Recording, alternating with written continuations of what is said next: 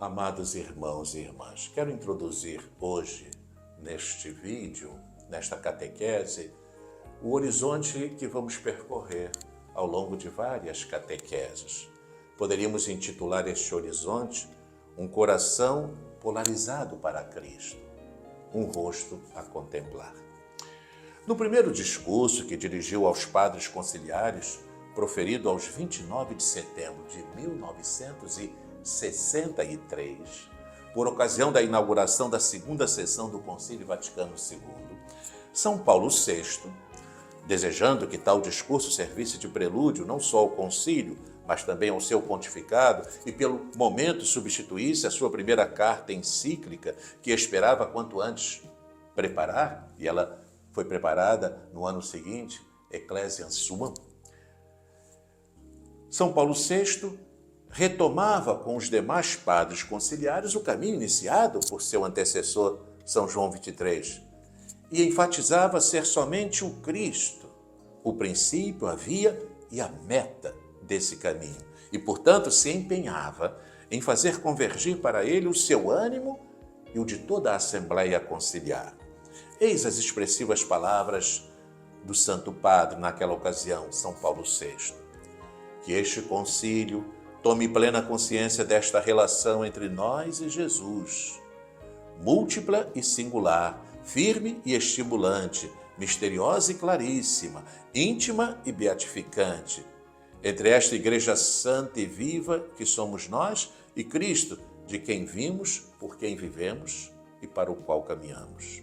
Nenhuma outra luz se veja sobre esta reunião que não seja Cristo, luz do mundo. Nenhuma outra verdade interesse as nossas almas que não sejam as palavras do Senhor, nosso único mestre.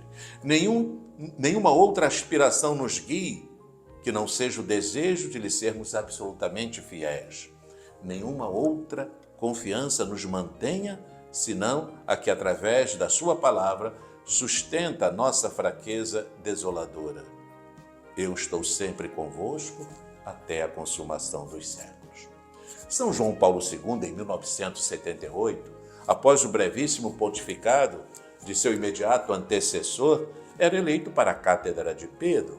Com confiança plena no Espírito da Verdade, ele entrava, de certo modo, juntamente com o beato João Paulo I, cuja escolha de nome o inspirou, o nome João Paulo, na posse da rica herança dos pontificados de São João XXIII e de São Paulo VI, cujo legado mais precioso e determinante foi, sem dúvida alguma, o Concílio Vaticano II. Uma herança que se acha fortemente radicada na consciência da Igreja de maneira absolutamente nova, nunca dantes conhecida, graças ao Segundo Concílio do Vaticano.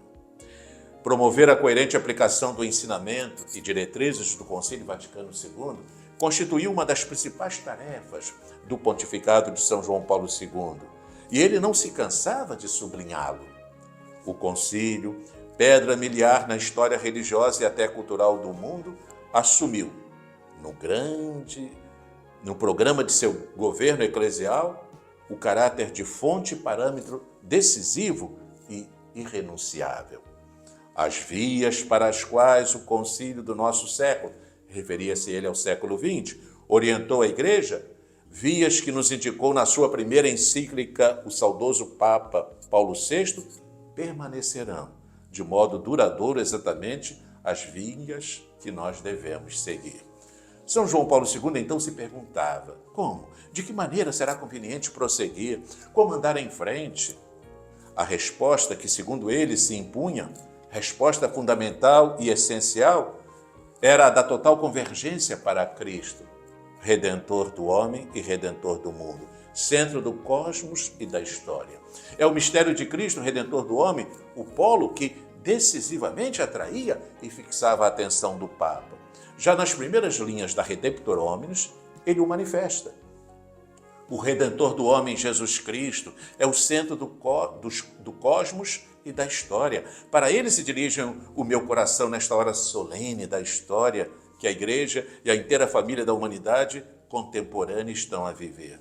Mas é sobretudo ao responder à questão de como prosseguir na trilha apontada pelo concílio, que São João Paulo II sublinhava com singular força a orientação marcadamente cristocêntrica de seu pontificado. Eis as suas contundentes palavras.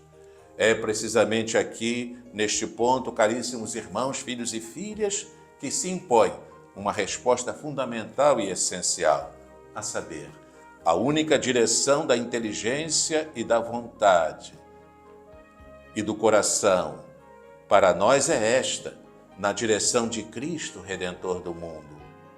Para Ele queremos olhar, porque só nele, Filho de Deus, está a salvação, renovando a afirmação de Pedro.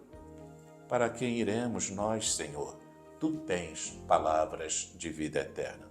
Para o Papa, portanto, a resposta que o tempo que ele intensamente viveu, pedia à Igreja em marcha, era de uma total concentração no mistério de Cristo, a de uma revalorização do olhar que vê em Cristo o Redentor do homem e do mundo. O mistério da encarnação-redenção, objetivamente no centro da vida da fé, deve estar também polarizando subjetivamente a atenção. É isto o que São João Paulo II reclamava para o nosso tempo e o seu tempo. Assim, uma vez reconhecida e aceita com gratidão a herança que lhe foi confiada, fruto de uma longa tradição e de um passado recente, São João Paulo II adverte que é sob o signo de uma incondicional e total adesão a Cristo Redentor que se deve levá-la avante. E então, da contemplação do mistério de Cristo, de sua encarnação-redenção, sob cuja luz contempla o mistério da Igreja e o mistério do homem, fazia emergir algumas linhas de força que teceram a trama de sua programática encíclica e, por isso mesmo, destinadas a nortear o seu inteiro pontificado. Recordemos ainda, concluindo, reflexões de Bento XVI e de Francisco, colhidas em seus documentos programáticos, onde somos igualmente polarizados, direcionados para o mistério de Cristo.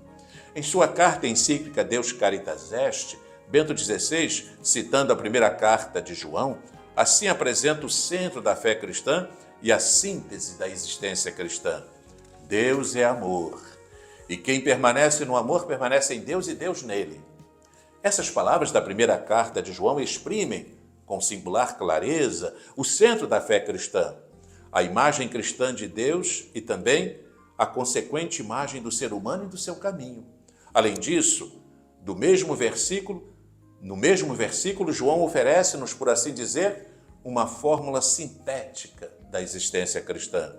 Nós conhecemos e cremos no amor que Deus nos tem. É, pois, crendo no amor de Deus, que o cristão pode exprimir a opção fundamental da sua vida, o seu ser cristão, que tem início no encontro com Jesus Cristo, com o seu mistério pascal, que dá à vida um novo horizonte, o rumo decisivo. Nós cremos no amor de Deus. Desse modo, não há uma decisão ética ou uma grande ideia, mas o encontro com um acontecimento, com uma pessoa que dá à vida um novo horizonte e, dessa forma, o rumo decisivo.